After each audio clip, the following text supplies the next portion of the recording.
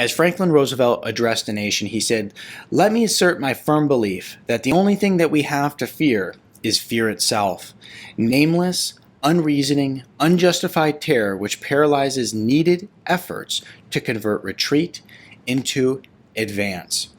Today we're going to be reviewing an article, and it's called Fear, a Disease of Our Time. We're overloaded with distressing data, and that has consequences. So let's break this whole thing down. Before we get started, I'm Dr. Nick Zarowski, and in order to get my full library of natural health videos, go to www.drz.tv, and we even put videos on there that you will not find on YouTube or any other social media platform due to censorship problems. So in this article, I want to share with you not only the thought process that this article takes you through, but also the thought process I went through when experiencing the pandemic. And I also want to teach you how to leave fear in the dust, okay? Because you cannot be a productive human being and you cannot have any happiness or joy in your life if you live in fear. It is impossible to be grateful and fearful at the same time. It's impossible to be productive and fearful at the same time. It's just not going to work out for you. So let's dive into this, because as a clinician, now many people know this, some people don't. I see patients all day long, most days. Today I saw patients for 11 hours, and I can tell you that I see people who are terrified. They're afraid of the boogeyman in the closet that they can't see, and they really are afraid of their surroundings, and it is an unfounded fear. It is literally something that doesn't exist in most cases, like the thing that they're afraid of. In this article, they say, CJ, a recently divorced 38-year-old mother going through a lot of stuff. I hadn't seen her since the start of the pandemic. This is a doctor basically talking about his encounter with a patient. Entering the exam room, I saw her, and she was wearing a hat, 2 face masks, an oversized pair of plastic gloves, and at least she wore designer sunglasses. I was a little taken aback, and I asked if she was okay. She blurted out that she had received both vaccine doses, but she has a 7-year-old daughter that she needs to protect. Now, I can tell you that, as I mentioned, I see a lot of people, and the saddest thing, I literally, when I walk in the rooms and I see people who have, got the vaccine, who have already gotten COVID, and they have the antibodies, and they are wearing masks and gloves, it's just like, I mean, honestly, it's a pathetic sight. It's sad to see, because it is completely a false notion that they should be doing that. There's no reason for it. And the other thing is that in this paragraph here, she says, I want to protect my 7-year-old daughter. The risk of a 7-year-old contracting COVID and then dying from it is slim to none. I mean, literally, there's a greater chance of your child getting in a car accident and every other thing under the sun before getting COVID and dying from it. Now, unless your child has an autoimmune disorder, maybe they're like type 1 diabetic. I mean, there's rare circumstances. Your child has leukemia, okay? I mean, there's been less than 400 children that have died from COVID in basically all the monitoring that they've done. And when they're talking about this in Congress, the director of the CDC said, we don't believe one child should die. So we're going to mask these kids up. We're going to, look at vaccines for them and everything. And they go, look, how many children had died that didn't have a serious illness already? And then the director of the CDC was like, I have no idea. And they're like, well, let me answer that for you. It's zero. Is zero. So the idea that a mother is terrified for her 7-year-old is basically a fearfulness that has no scientific background to it. Sadly, I've seen way too many patients like CJ this past year. Fear has taken over their lives. It didn't matter how well I explained that her fears, well, understandable with all the media hype, were irrational. They were only irrational to me. To her, they were irrational. I get it. And I've been in the same situation. So you're probably thinking, I bet you Dr. Zarowski sets everybody straight. No, I hardly say anything to them. If that's the way that you feel that you need to protect yourself, then that's what you should go do. It is not my job to try to to convince people that they should do things otherwise. It's just not, I just don't have the bandwidth to do that. Fear has become a disease of our time. Fear is commonly defined as the belief that someone or something is dangerous and likely to cause pain or act as a threat, such as a shark swimming next to you. My fears include blood in the belly or a fetal heart rate dropping. That's probably because I spend half of my time in my clinic and the other half as a hospitalist, managing emergencies that show up in the emergency department or labor and delivery. And so you can see he's saying, look, I deal with real problems. Like, this isn't a real problem. And this is coming from a doctor who sees real problems. Fear is a healthy emotion to own when applied within reason, but there are also irrational fears that don't compel us towards better decisions, only toward more fear. And we can see how dangerous this is to the body, because fear equals stress. Stress equals high cortisol. High cortisol that's chronic tears down your body.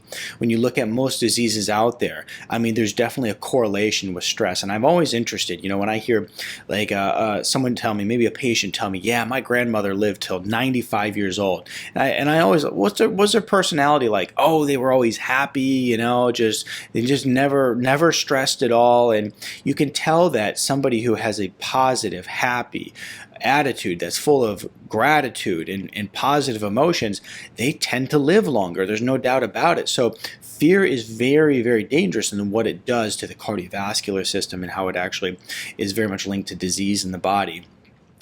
False fear lives only in our thoughts and imagination. We all exhibit false fear at some time in our lives, but we usually handle it and it quickly subsides. Like my fear of tight spaces. I don't like it, but I can control it. That said, don't ever put me in the middle seat on an airplane. And I have to, it's all the time that I wake up thinking of things. And I have to wake up and convince myself, come on, that's not real. Stop it. I literally still have flashbacks of when I was taking boards in school. I kid you not. I still wake up in the middle of the night panicking that I'm going to be late for boards, that I didn't know the answer, that I thought I failed, that I logged in to check my grades and that I had failing grades. I still panic about that. And I have been out of school for a long time. And so we do have false fears. And when I wake up, I literally have to sit there and I literally want to cuss myself out. I'm like, you moron, you've been out of school for how long and you still are having dreams about failing boards or not passing a test or not hitting your clinic numbers, whatever it is. So that's an example of a false fear. I asked CJ what she was afraid of. Her response was, well, dying from COVID and leaving my daughter alone. She now homeschools her daughter and only ventures out when absolutely necessary. She quoted statistics she had read and stories she had heard from the TV and social media. Those statistics even scared me. Never mind that they were false, but she believed them. Now, how does a smart, seemingly rational person start down this rabbit hole of fear? Fear-mongering media companies certainly play a role, and the consequences of this fear are severe. This type of pathological fear becomes anxiety, worry, and stress. Since the pandemic, we've seen a skyrocketing rates of anxiety and stress-related disorders, as well as other serious mental health issues. And so this is why I tell people, look, turn off the news, because this paragraph here, they ask an incredibly intelligent question. How does a smart, seemingly rational person start down this rabbit hole of fear? You know how many times I've asked myself that when I'm taking care of patients that I've taken care of for a long time, and they're smart, rational people. How are they ending up in this place? Please turn off the TV.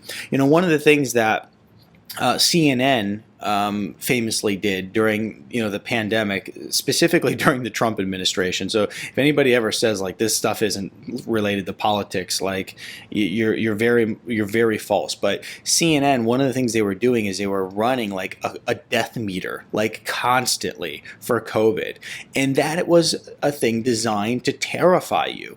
And they quit doing it once the president had changed over. So when Trump left and Biden came in is when they really quit doing it. But the thing is that's crazy about it is that these media companies, the more fear that they push, it's just the more political nonsense they push, the more fear, the more chaos they push, the more people that watch them. They know that. They know that that is a business model.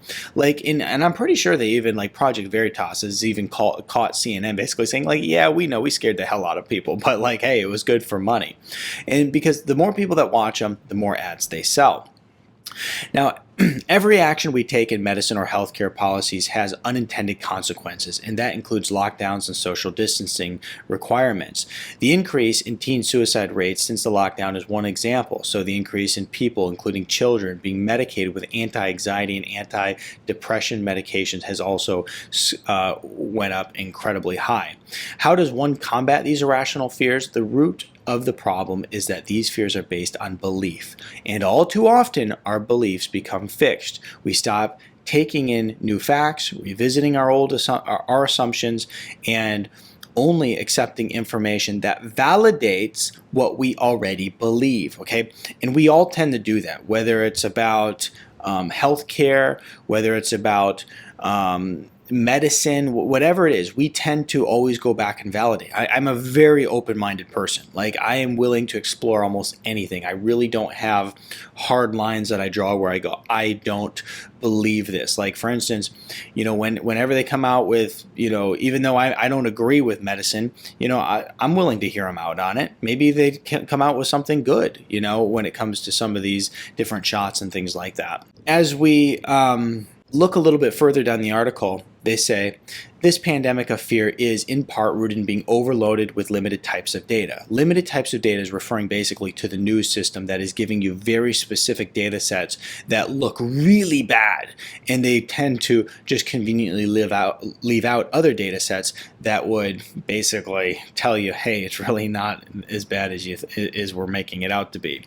Our brains have to sift through and determine what we think is valid or invalid. And here's the thing too, our brains are hardwired to find fear, right? And the reason for it is it's a survival mechanism. If we were out in, primal times, fear is a very good thing. Fear of the tiger, fear of something that's going to eat you, fear of, eating a food that maybe was a poison. And so in primal times, like we're literally hardwired to find danger so that we avoid it and we stay alive. Because if we weren't, then we probably just wouldn't be here today. Unfortunately, some numbers are broadcast over and over again, such as the number of new COVID-19 infections, while other numbers are rarely heard, such as the number of people infected who never felt ill. Even as we are overwhelmed with some data, we are deprived of crucial context for other data. Sometimes we just need to take a break from data dumps that offer nothing but fear. And so, as we look at this whole thing, when the pandemic hit, I told you I'd tell you my storyline here, because fear is obviously a major issue and is considered to be the disease of our time. When the pandemic hit, one of the things I first thought was, wow, this is actually terrifying. And is it dangerous for me to be out here seeing patients? Like, am I putting myself in harm, and am I going to put my family in harm by going back to my household after seeing patients all day? And it was a legitimate concern. But one of the things I did is I was a ferocious reader of all the different data coming out. And when I kept reading the data and I kept studying it, because at the beginning nobody knew, the one thing that I realized is that, well, no, this isn't as bad as what they're saying it is, because it continually affects people with comorbidities. And if you know anything about disease and death, it always affects people who have comorbidities, the flu, everything. Like, if you look at who dies from the flu, it's not a individual who has a well-functioning, healthy body. It's somebody who has heart disease and type 2 diabetes at the same time. It's just the way it goes, and it's the way it's always been.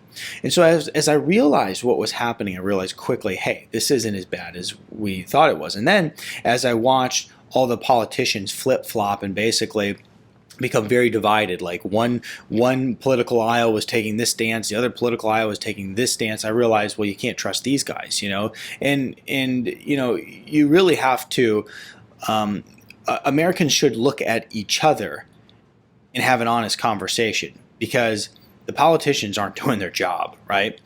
And so as I realized what was happening, and realize that, well, if you're improving your health and you have a healthy functioning immune system, the chances of actually getting ill from this are pretty slim, but the chances of dying are very slim if you're taking care of yourself. And so that's when I basically said, no, I mean, this is fine. I'm going to continue to see patients. I'm completely okay with this. I feel that regardless of how bad they're saying this whole pandemic is, I have zero concern for my own health. So it'd be reasonable to think someone such as myself, who does an incredible amount of reading of the research, who does tons of health education, who has no concern for his own health when it comes to this, it might be reasonable to think, well, hey, maybe he's onto something, right? But instead, people just thought I was crazy. Like, are you completely out of your mind to be seeing patients with this COVID going on? There's a lot of people who shut their practices down. There's a lot of elderly doctors retired. I mean, it's just crazy what happened during this time. But I decided, no, I am going to see patients because people need help, and quite frankly, I don't care. I am not afraid of it. Now, I've already gotten COVID. I did a video on that a while ago. And the biggest thing that happened to me is I lost my taste, and I had a bit of a headache, and I was like just sore. You could tell it really has an impact on the nervous system. It attacks you neurologically. So those were the things I noticed, but I didn't have fear of it, and I never had fear of it because I knew that if I was doing the right things to protect my nervous system and I was doing the right things to boost my immune system, then I would be completely fine.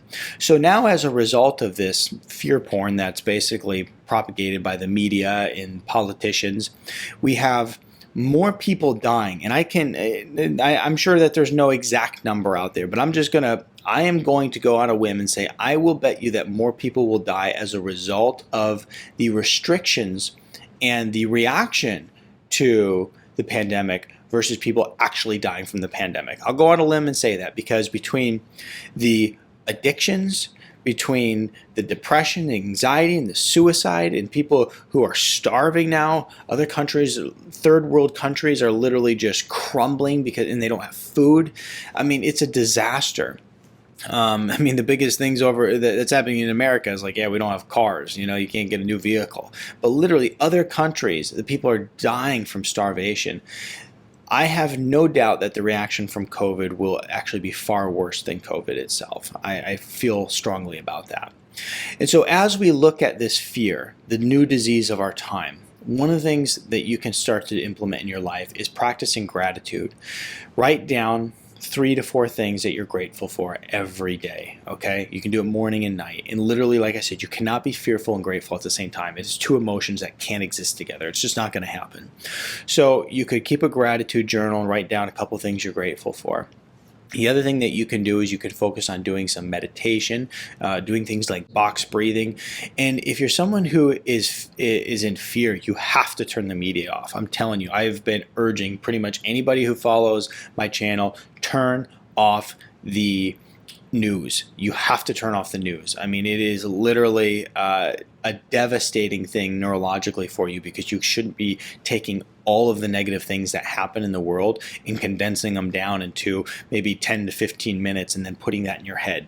You shouldn't be doing that. And not to mention, they lie, they lie, they lie. They all have political agendas and they lie about everything. They lie about whatever it is that fits the political narrative they're pushing.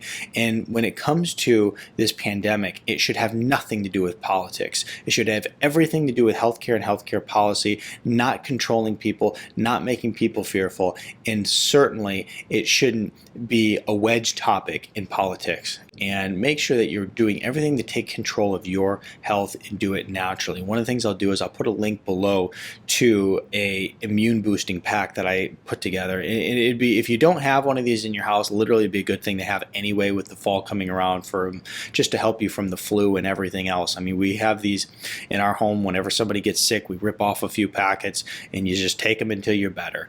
And so it's just an immune boosting packet. And the other thing that you can do is just anytime, like through the tip typical months where people get sick, you can take it during that time, and it's just a good boost of all the nutritional items that help boost your immune system, like the N-acetylcysteine, vitamin D, and vitamin C, and zinc, all the things that you need. So check that out. I'll put a link in the description below, and make sure that you're not getting caught up in all the fear.